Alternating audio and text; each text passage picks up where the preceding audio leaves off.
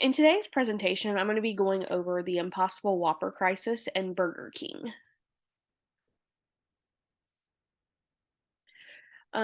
So I want to start off with the topics and table of contents.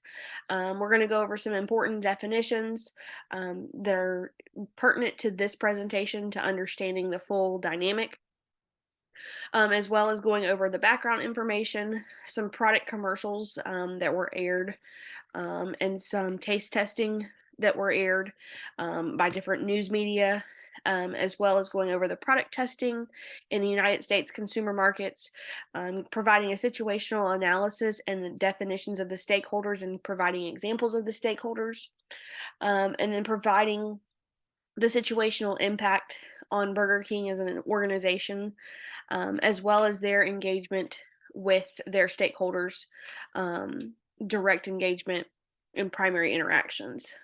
We're also going to cover effectiveness of the case, and Burger King's preparation, and then Burger King's response and recovery to the crisis.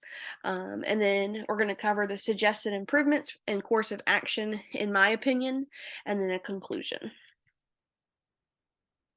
So the first thing I'm going to go over is important definitions.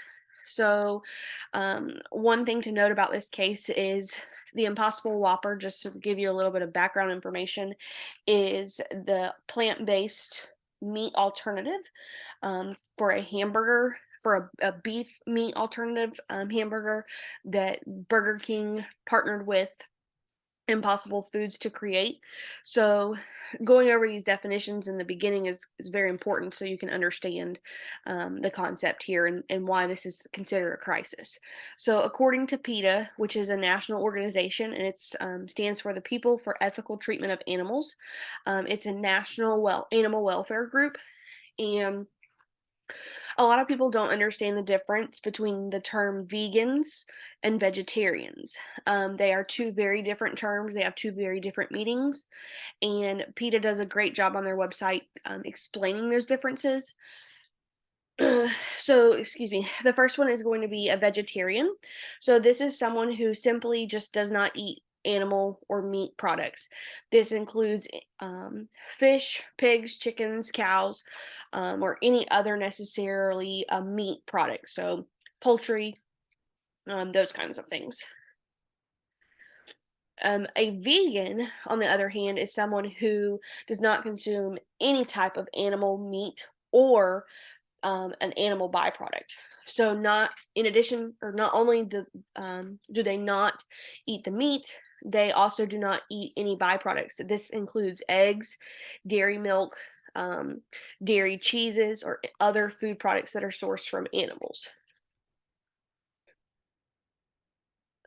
And then the third definition that I feel like is important for this case is flexitarians. And so this is individuals who actually use portions of both vegan and vegetarian diets, but they also consume animal products on occasion.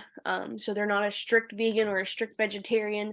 They use the diets to their advantage and they're flexible in their eating plans. A lot of time they want to lessen the amount of meat that they consume in their diets. So here's some background information. In August of 2019, Burger King launched what was projected to be the next big fast food um, restaurant chain thing or fad, but it ended up really kind of turning around and being the opposite. So it was called the Impossible Whopper, and it was a partnership that was originally created with Impossible Foods in 2016. The Impossible Whopper was gained or created, excuse me, was created to gain the attention of individuals who were looking for alternative beef hamburger options at fast food restaurants, whether it was for personal reasons or dietary necessity. It was to give them a secondary option and to kind of attract them to the fast food restaurant. And then just a fun fact that Burger King is actually the second largest fast food chain, burger chain in the United States. The first, of course, being McDonald's. So, some background information on Burger King. It was founded in 1954 and it is the second largest fast food chain in the world. It's most famously known for their flame grilled hamburgers. They have over 10,400 worldwide restaurants, and its primary competitor is McDonald's and Wendy's. Um, the corporation is headquartered in Miami-Dade, Florida, and they have been around for a while, and they continue to try to grow in different avenues and different aspects of the fast food industry.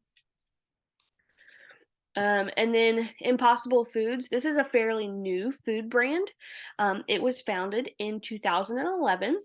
It is actually a food manufacturing organization that focuses on finding a global food system that's through sustainable practices and to source food through plants instead of animals. The actual idea was developed by a professor. His name was Dr. Patrick O'Brown. He worked at Stanford University. And his idea was to change his career path to get away from being a professor in ultimate hopes of assisting with the climate change efforts that were being practiced and pursued around him.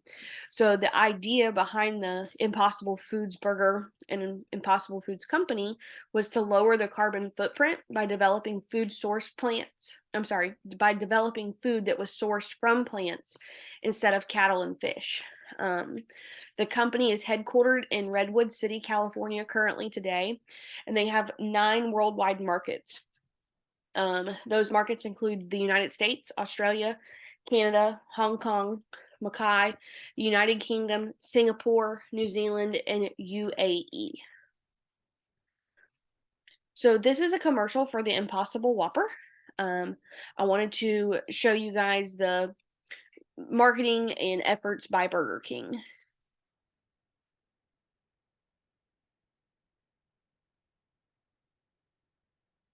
Introducing the Impossible Whopper with a patty made from plants, no beef. No beef. I've never had plant taste like beef before. Tastes like a Whopper. Tastes like Whopper. Tastes like a beef burger.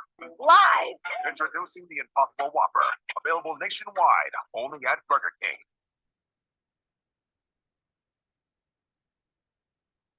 And then this is Introducing the a blind taste test by Fox 2, based in Michigan.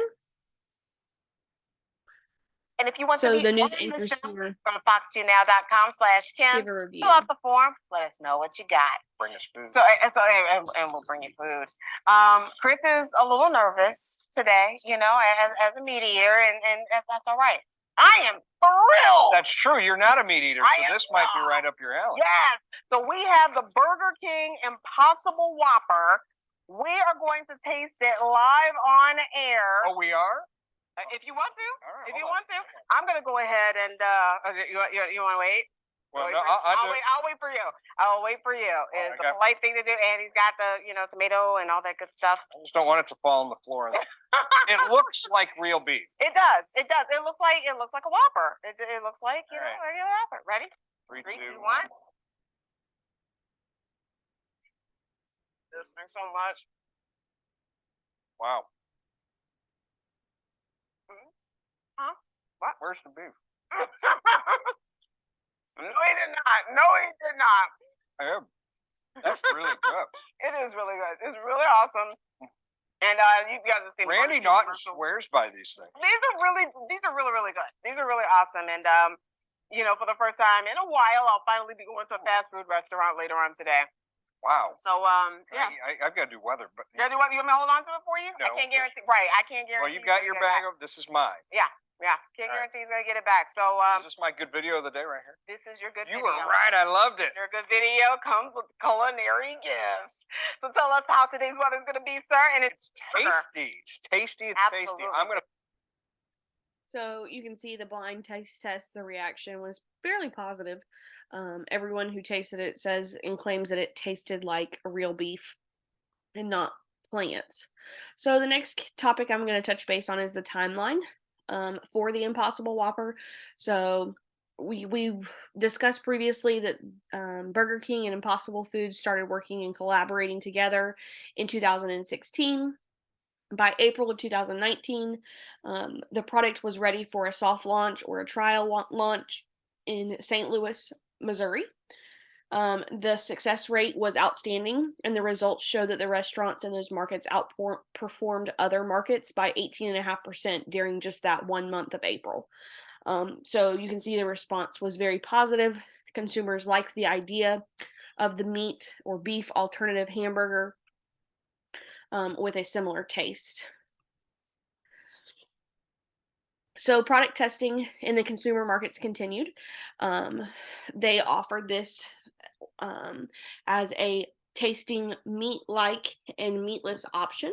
The idea ultimately appealed to various groups such as vegans, vegetarians, and the flexitarians that we discussed earlier. The president, Chris Finanzo of Burger King North America, explained to CNBC in an interview that behind the offering of the Impossible Whopper was an alternative to the sister menu, the Whopper, which is a very famous menu item currently. And it was in hopes to earn the business or the interest of new customers. Bonazzo also was quoted saying that the most surprising fact about the Impossible Whopper is that it really did taste like beef or hamburger meat, and it was not a plant tasting type food. So here's the crisis. Ultimately, there was a lot of discrepancies and issues from different groups because they felt like they were being misled, and there was false advertisement because of the Whopper being considered a meat, or the Impossible Whopper being a meatless option or plant-based option. But in fact, there were some issues with the preparation methods and some of the toppings. So, although it was making waves across the country and it was overall a successful product during the trial and error period and the launch for Burger King, there were some small problems that resulted in this overall crisis. So, Burger King was marketing and selling a product that could be assumed by consumers based on the marketing and the campaigning that it would be vegan or vegetarian. But after further investigation, vegans and vegetarians soon learned that it did not qualify under the PETA standards to be vegan or vegetarian. The issues surrounding this crisis are for the Impossible Whopper, mainly because it was cooked on the same traditional grill as the regular traditional meat Whoppers. So any of the residue or pieces of potential hamburger meat left behind, or the grease that is expelled during the cooking process of the Whoppers would come in contact with the Impossible Whoppers. And that would make them non-vegan or vegetarian qualified. The second main issue is that it was topped with mayonnaise, which the mayonnaise that Burger King uses is made with eggs, and this is an animal byproduct. So for vegans, they can't eat the animal byproduct. So that was against their dietary restrictions, whether they were you know, a self-proclaimed vegan or something that they introduced themselves to their diet, or if it was medically necessary. So, because of the preparation method, the sandwich could no longer be considered vegan, and thus began leading to the false advertisement claims by customers. One individual, the most famous for surrounding this crisis, was a consumer by the name of Philip Williams. He actually sued Burger King for the false advertisement because of the methods that were used to prepare the Impossible Whopper, and that it was topped with mayo containing eggs. Although at the time when he ordered the burger originally, he did request no mayonnaise because he was aware that it was made with eggs, but he claims he was not aware of the preparation methods. For the comprehensive analysis of the Impossible Whopper, I wanted to go over the definitions of the stakeholders. So we have the primary stakeholders, which are the customers, consumers, Burger King suppliers, and its employees.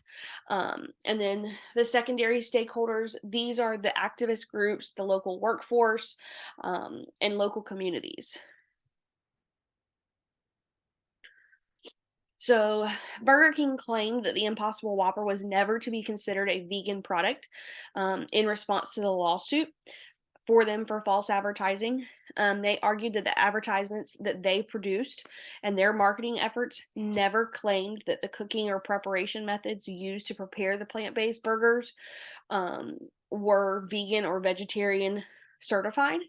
And they said that it was nor their responsibility that the customer assumed that an Impossible Whopper would satisfy his or her own particularly strict form of veganism. So because solely because he asked Burger King restaurants employees to hold the mayo in claims of the or in the instance of the Williams case, it really had no basis or support from the Burger King Corporation. And Burger King also did respond, stating that guests have the option to request that their Impossible Burgers be prepared in the oven instead of on the shared grill with the traditional flame grilled Whopper. So that was kind of their response to the stakeholder for the lawsuit with the situation. An analysis of the effectiveness. So, in my personal opinion, I believe that the example that's been presented here today, that Burger King ultimately was well prepared. They did have in the fine print their explanation and explain that this is not a vegan or a vegetarian product and that it is the preparation methods may vary. Um, so that just because a customer can assume something, um, and it they assume that it's going to be prepared in vegan or vegetarian terms, doesn't mean that it's always true, and that they should have read the fine print. They did claim that the burger would be prepared in an open kitchen environment, according to an interview with Burger King, and it states that the with the situation surrounding the Philip Williams and the lawsuit, the smallest they said that if he would have done the smallest amount of investigation on their website and been aware of the marketing materials, that he would have been aware and been informed of all of the details of the Impossible Whopper. For example, being prepared in the open kitchen environment, having mayonnaise that is composed of eggs as a topping, and those kind of things. And I would firmly believe that, or feel comfortable in saying that Burger King was well prepared because of all of their fine print on the backside. Unfortunately, Mr. Williams did not read the fine print, so it turned into a crisis that kind of went nationwide, and it launched a huge um, question with customers for Burger King. But ultimately, they did their due diligence. So the response and recovery analysis, um, although the lawsuit was dropped by a judge in court, and they did win the claims against the lawsuit, it did kind of put a bad rep out for Burger King, especially in the eyes of vegans and vegetarians across the United States, and even in Britain. They were offended that the product um, was insinuated as a vegan product or a vegan option on the menu, but it was not truly a vegan or vegetarian option. Um, Fortunately for Burger King, the Impossible Whopper was an alternative menu item that was used to attract the business of new customers, um, because their target group is not typically part of their regular customer basis. So it was not a huge loss for the organization overall. Um, And like I said, although they won the claims against the lawsuit, there was many people that were offended um, by this, and it kind of caused some uproar and some questions on those groups' behalf.